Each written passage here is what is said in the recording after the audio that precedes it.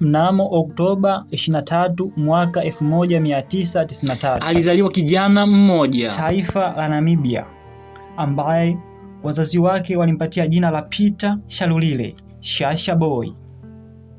Alianza maisha yake ya soka katika taifa hilo kwenye umri wake mdogo, na baadaye akatumbukia katika taifa la South Africa baada ya nyota yake kung'aa katika soka la mpira wa miguu.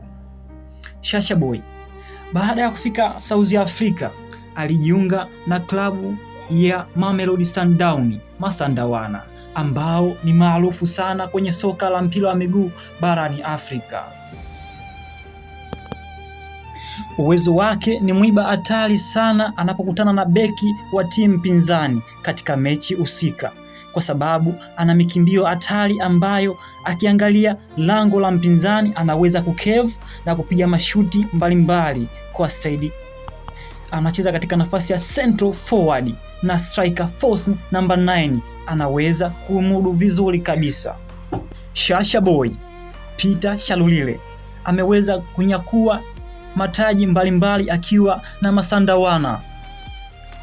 Moja ya trophy kubwa ambayo ameweza kuinyakua pale South Africa ni taji la African Football League mnamo msimu wa 2023-24.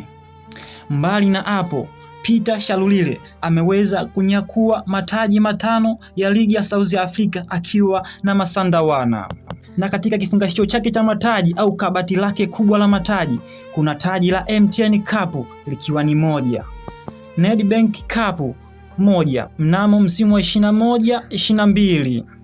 Na kwa uwezo wake Peter Shalulile Shasha Boy ball scorer akaweza kuwaachia furaha kubwa mashabiki wa Mamelodi Sundowns pamoja na klabu kiujumla kwa msimu wa 2025-2026 kwa kunyakua taji la CAF Champions League. Na hiyo ilikuwa ni furaha kubwa sana ambayo walipewa mashabiki wa Mamelodi Sundowns pale South Africa kwa Modiba. Mbali na hapo, Peter Shalulile Shasha Boy ameweza kuwa bora sana kuzifumania nyavu za mpinzani, ambapo msimu wa 2022-23 kwenye CAF Champions League alikuwa na magoli 6 na akawa mfungaji bora wa mashindano, na msimu wa 2022-23 akawa na magoli mengi, magoli 12 katika ESTV Premiership. Msimu wa 2019-2020 katika mashindano ya Absa Premiership akawa na goli 16, tena akawa mfungaji bora.